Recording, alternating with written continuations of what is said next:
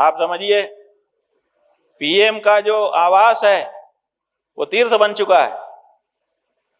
ये कैसे बन सकता है? हमको कोई खड़ा होकर बताए। पूरे देश से हम सवाल पूछ रहे हैं कि पीएम का आवास तीर्थ कैसे बन सकता है।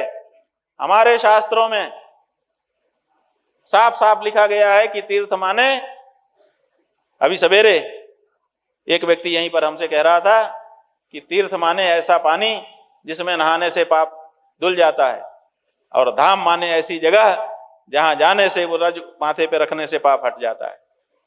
आम आदमी को पता है कि तीर्थ का मतलब वो स्थान होता है जहां पर हमारे पाप धुलते हैं।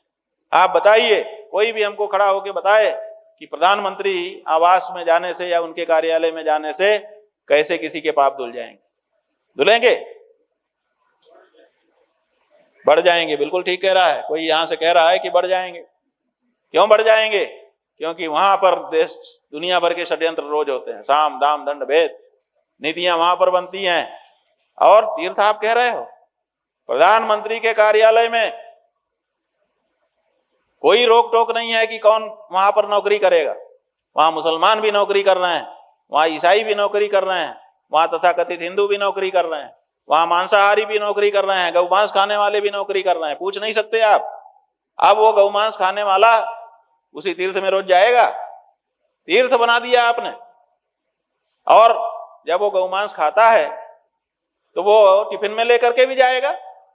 जब रिसेस होगी तो वहीं टिफिन करेगा कि नहीं करेगा? तो वहां बैठ के गौमांस खाया जाएगा, वहां बैठ करके दूसरा मांस खाया जाएगा, वहां जूता पहन करके चमड़े का लोग चारों तरफ घूमेंगे फिरेंगे, वहां पर षड्यंत्र तरह तरह के राजनीति के बनेंगे, योजनाएं बनेंगी जिसमें तरह तरह के साम दाम दंड भेद की नीतियां हैं, और उस जगह को आपने तीर्थ कह दिया।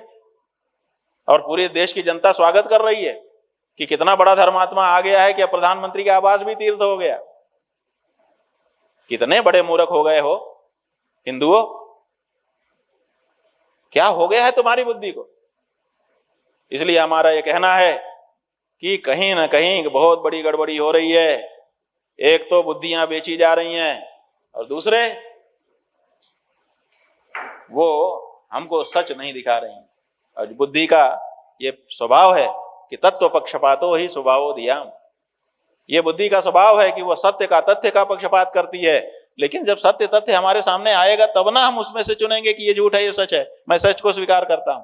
यहां तो सच बताने वाला कोई नहीं है।